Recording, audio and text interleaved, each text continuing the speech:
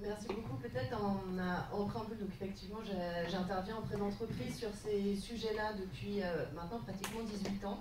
Je ne vous cacherai pas que le constat, au bout de 18 ans, il n'est pas très très bon. Sincèrement, ces sujets n'avancent pas assez vite par rapport à ce qu'ils devraient.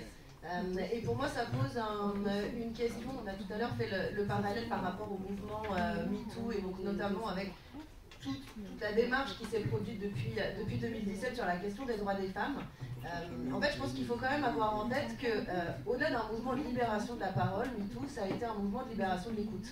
C'est-à-dire qu'à partir de ces mouvements-là, on a enfin, écouté les victimes, qui parlaient depuis longtemps mais qui n'étaient jamais entendues. Et je pense que sur la question des discriminations raciales, il y a beaucoup de gens qui parlent depuis très longtemps, qui essayent de se faire entendre et qui ne sont pas écoutés, voire même qui sont intimidés ou à qui on explique gentiment qu'il ne faut pas rentrer dans des postures victimaires, qu'ils se font des films, qu'il ne faut pas sortir la carte du racisme à tout va. Donc en fait, on étouffe la parole des victimes.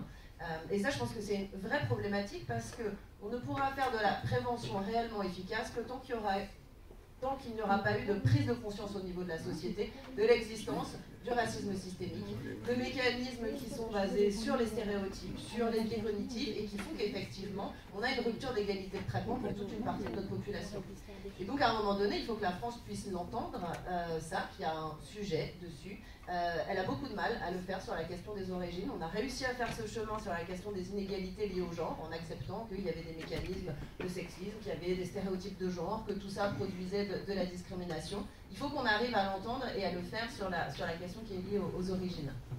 Parce que ça revient un petit peu au sujet dont on parlait tout à l'heure, sur cette question de la mesure. Parmi les arguments qu'on oppose beaucoup, c'est le fait de dire « Ah, on ne peut pas mesurer, ah, mais on n'a pas de chiffres, donc ça veut dire que ça n'existe pas ».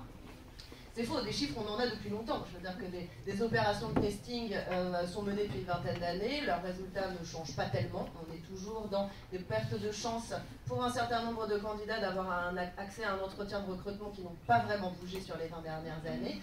Donc des chiffres on en a. Après, encore faut-il pouvoir les entendre et en tirer un certain nombre de conclusions. Donc je vous dis ça et en même temps je vais vous restituer les résultats d'une étude qu'on a menée sur le sujet qui essaye encore une fois d'apporter des chiffres sur ce sujet. Mais je trouvais que le préambule était intéressant parce que l'étude dont je vais vous parler, on l'a menée avec Mian Moutou, le cabinet que je co-dirige, et un partenaire qui s'appelle Mosaïque RH et qui est très engagé sur toutes les questions de diversité des origines depuis des années. Et en fait, on a eu très très peu d'écho. On a eu un article dans Le Monde, on l'a poussé sur les réseaux sociaux, on n'a pas trop eu de réaction, il n'y a pas tellement eu de reprise dans la presse. Donc ça montre aussi que même quand on fournit des études, chiffres à l'appui avec une méthode scientifique, finalement ça ne donne pas tellement lieu à commentaires ou à prise de responsabilité. Donc vraiment, je pense que collectivement, il faut arriver, voilà, parce qu'on parle de ces sujets-là. Donc l'étude dont je voulais vous parler, c'est une étude qu'on a menée avec Mosaïque RH. On est allé mesurer quelle était la représentation de la diversité ethno-raciale dans les instances dirigeantes des 120 plus grandes entreprises françaises. Donc en fait, on a pris le périmètre qu'on appelle le SBF 120, les 120 plus grosses capitalisations boursières, et on est allé regarder de qui étaient composés leur comité exécutif, leur comité de direction et leur conseil d'administration. Alors pourquoi est-ce qu'on a pris juste l'USBF 120 ? La première raison, c'est qu'en fait, sur ces tailles d'entreprise, il y a des obligations de transparence sur leur site internet. Donc en fait, elles doivent mettre la liste des noms des membres de ces instances-là, et puis il y a aussi des trombinoscopes.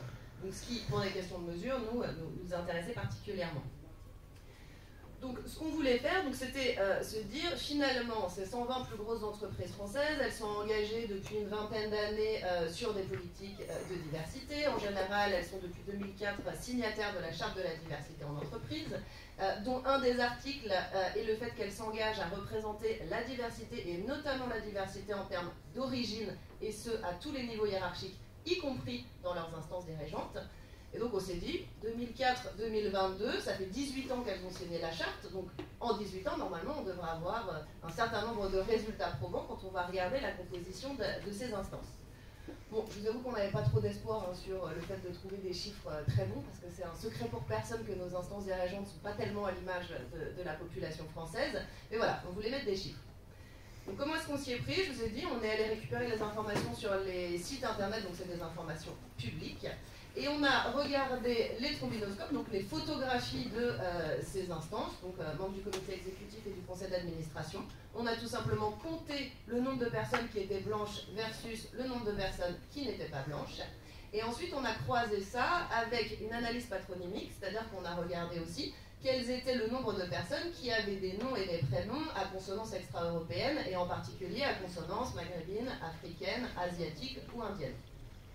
Et on a aussi regardé la nationalité de toutes ces personnes-là, parce que l'idée c'était de savoir, est-ce que la diversité dans les instances dirigeantes, elle est portée par le fait que c'est des entreprises internationales, et donc du coup vous avez des gens qui viennent de Chine, d'Inde, du Brésil, ou est-ce que finalement on a des profils qui sont issus des écoles françaises de France, issus de l'immigration ou des dom-tom, et qui ont pu accéder à ces instances.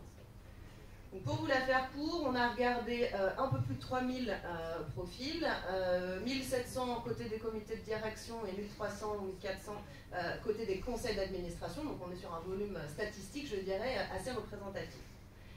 Qu'est-ce que ça donne?